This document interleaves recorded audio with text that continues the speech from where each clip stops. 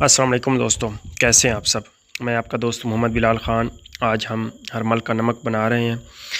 ये जो हरमल का नमक है ये कुछ इस तरह से बनाया जाता है कि सबसे पहले आपने सब्ज़ हरमल के पौधों को उखाड़ कर, जड़ से उखाड़ कर उनको आपने अच्छी तरह से साफ़ सुथरा कर लेना है और उसको धूप में या साए में जैसे भी हो आपने उसको खुश्क कर लेना है। खुश्क करने के बाद किसी बर्तन में आपने उनको डालकर आग लगा देनी है और उसकी जो राख है उसको इकट्ठा कर लेना है और पीस लेना है। पीसने के बाद अगर आपके पास 1 किलो हरमल की राख है तो उसमें आपने 16 किलो पानी डाल देना है, मतलब 16 गुना आपने उसमें पानी डालना है। उसके बाद उसको किसी बर्तन में छोड़ देना है और 2-3 घंटे बाद किसी लकड़ी वगैरह से उसको हिला दिया करें।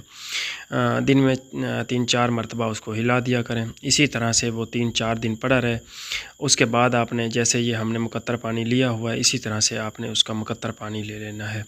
राख नीचे बैठी हुई होगी। उसके बाद आपने इसको आग पे रख देना है और पकाते रहना है। जब पानी खुश्क हो जाएगा तो इस तरह का ये नमक सा बनना शुरू हो जाएगा। इसको मज़ीद आपने खुश्क कर लेना है और ये जो आपका हरमल का नमक है ये तैयार हो जाएगा। दर्दों वगैरह के लिए भी इस्तेमाल करते हैं। मैं इसमें जो कुश्ता शिंगरफ है वो बनाऊंगा, जो कि अपने आप में एक अक्सीर है। काया कलप है और काया माया दोनों काम करता है। इंशाल्लाह उसका जो नुस्खा है वो भी बहुत जल्द आपकी खिदमत में पेश कर दिया जाएगा। ये जो हरमल का नमक है ये दर्दों वगैरह के लिए भी दिया जाता है, लेकिन आप इसमें मुख्तलिफ़ किस्म का दाबू बनाकर कुश्ता जात भी कर लेते हैं। लेकिन मैं जो इसमें बनाऊंगा वो मैं शिंगरफ बनाऊंगा।